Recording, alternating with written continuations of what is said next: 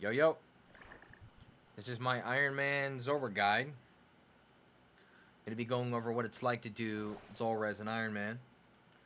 And for the purposes of this video, I'm not going to be using the Serpentine helmet, nor my anti-venoms. I'm going to be using what a normal Iron Man would be using at this stage, with a little bit of DPS boost. So essentially what I'm bringing right now is Full Void. Full Void sucks.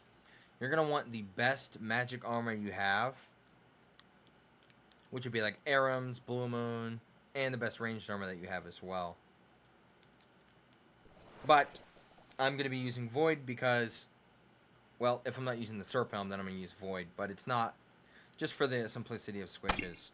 But you will take a lot of damage with Void. So I'm not entirely sure if I can get this run done with these monkfish. But I'm trying to limit myself here. So, you know, this is the gear set.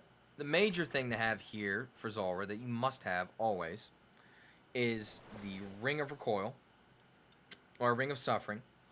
And if you're using Void or if you're going to take a lot of damage with low defense, then you should probably bring 2 recoils and make sure that they're full charge. The other thing you're going to need is Poison Protection, or really Anti-Venom Contradiction. Not really sure how to say that.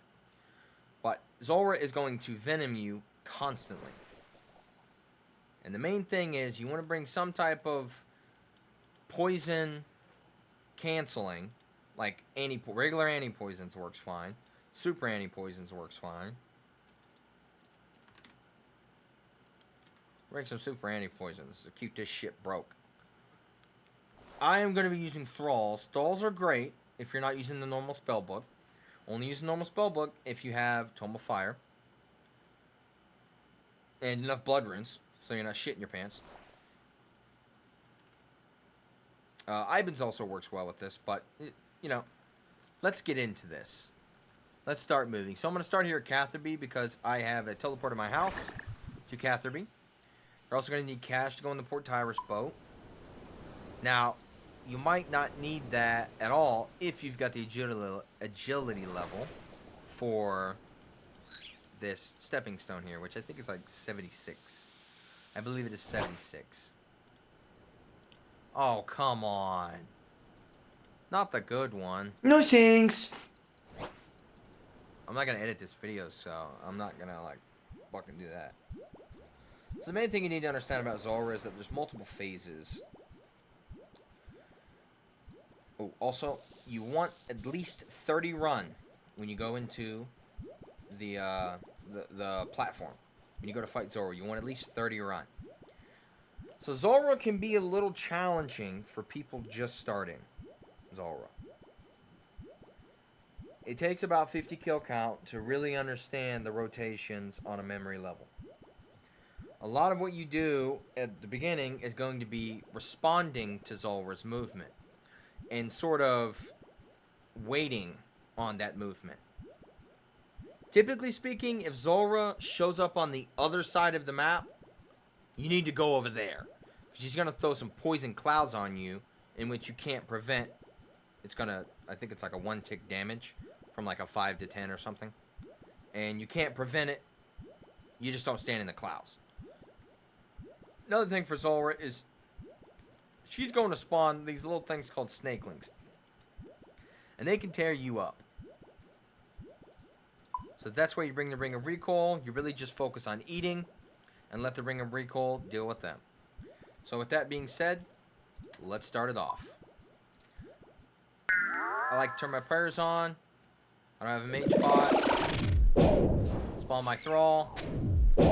Now this might not be enough prayer actually for a Thrall run. But it should be. See what we can get here. What's it going to be? Range showing up over here. Not having to move. See, the green phase is only going to shoot this green shit at you. And even though it will venom you, it's only ever going to be a ranged attack. Now, most likely he's going to spawn a mage because he hasn't spawned a mage yet. Nope, he's going to spawn a melee. I'm not entirely sure if he's gonna put stuff there, so I'll just run over here. These spots here are safe spots from the melee, but you have to move when he looks at you. Snakeling's doing their damage. You have to move. This is most likely going to be melee, or mage here. Okay, now that's a ranged attack from the mage. Another ranged attack. He's whooping my ass right now.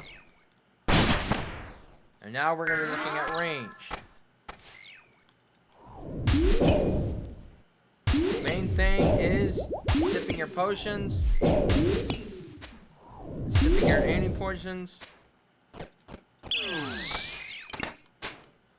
When your venom tick gets to 10.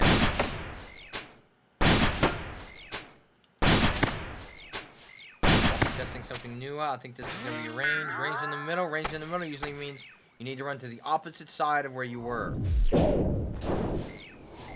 Doesn't always mean that, but you don't want to be stuck over there. I believe it's going to be mage after this. Oh,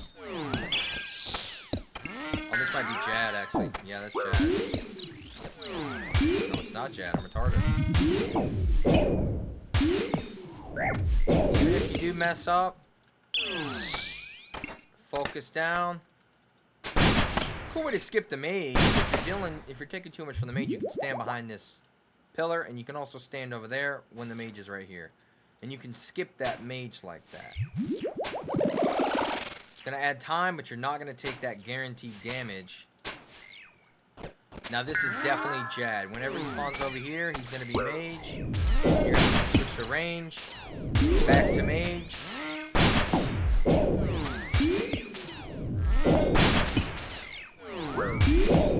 One hit here and I'm blocked.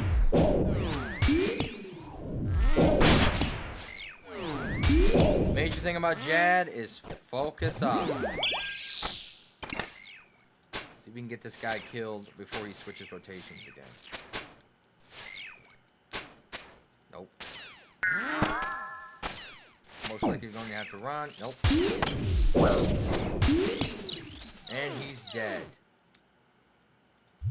Didn't have to use that much food. After that, I like teleport to the house. Sip on the pool.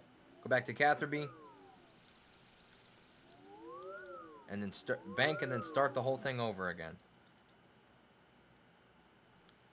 Thanks for watching.